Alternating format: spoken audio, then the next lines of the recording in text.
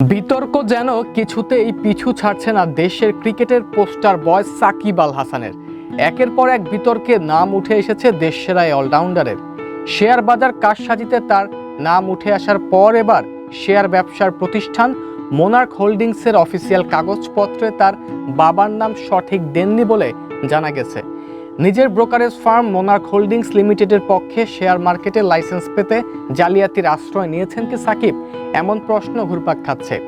তবে সবাইকে অবাক করে দিয়ে শেয়ার বাজার ব্যবসা করার জন্য মোনার্ক হোল্ডিংসের অফিসিয়াল নথিতে তার বাবার নাম জাল করেছেন দেশের ক্রিকেটের সবচেয়ে বড় তারকা, এমন পোস্টের ছড়াছড়ি এখন সামাজিক যোগাযোগ মাধ্যম ফেসবুকে।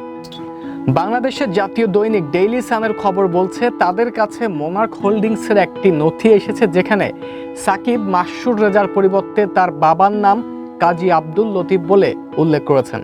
এদিকে এই ঘটনার পরপরই সামাজিক যোগাযোগ মাধ্যমে সাকিবকে ঘিরে শুরু হয়েছে ফের আলোচনা। এ বিষয়ে সাকিবের সঙ্গে যোগাযোগ করা হলে তিনি ওই জাতীয় দৈনিককে জানিয়েছেন তিনি তার বাবার নাম সংশোধন করবেন, কোনো ভুল হলে কোম্পানিটা সংশোধন করবে।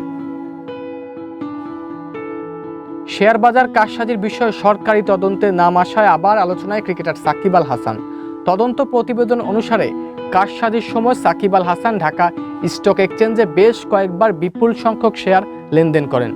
Bangladesh security and exchange commission গত বছরের 5 মে থেকে চলতি বছরের 10 মার্চ পর্যন্ত 4টি তদন্ত চালায়। বিএসইসির তদন্তে গত 2 বছরে কয়েকটি কোম্পানির শেয়ারের দাম হেরফের করার জন্য মোনার্ক হোল্ডিংসের শীর্ষ কর্মকর্তাদের দায়ী করা হয়েছে। মোনার্ক হোল্ডিংস 2020 সালে 19 অক্টোবর ব্রোকারেজ হাউস হিসেবে যাত্রা শুরু করে। প্রতিষ্ঠানটির চেয়ারম্যান সাকিব আল হাসান, এই প্রতিষ্ঠানের ব্যবস্থাপনা পরিচালক সাদিয়া হাসান, তার স্বামী আবুল খয়ের ও তাদের কয়েকজন আত্মীয়কে 8 কোটি 80 লাখ টাকা জরিমানা করেছে বিএসইসি। নিয়ম লঙ্ঘন করে fortune shoes, BDCom online, NRB commercial bank ও ওয়ান ব্যাংকের শেয়ারের মূল্য সিরিয়াল ট্রেডিং এর মাধ্যমে বাড়ানোর জন্য তাদের এই জরিমানা করা হয়েছে।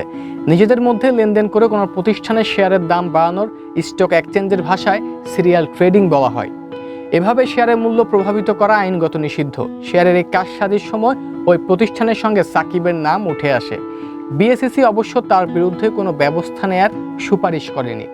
বিএসইসির তদন্তে বলা হয়, আবুল খায়ের গত বছরের 20 মে থেকে 17 জুন পর্যন্ত তার সহযোগীদের মধ্যে শেয়ার কেনাবেচা করে ফরচুন সুজের শেয়ারের মূল্যকে প্রভাবিত করে। এতে 20 দিনে ফরচুনের শেয়ারের দাম প্রায় দ্বিগুণ হয়।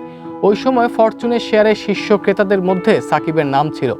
তিনি তার বিও অ্যাকাউন্টের মাধ্যমে 35,30,000 শেয়ার কিনেছিলেন এবং একই সময় 3,83,000 শেয়ার বিক্রি করেছিলেন। বিএসইসির 4 তদন্তের মধ্যে একটি প্রতিবেদনে এসব তথ্য উঠে এসেছে। ক্রিকেটের এই অলরাউন্ডার এর আগেও বেশ কয়েকবার বিতর্কিত হয়েছিলেন।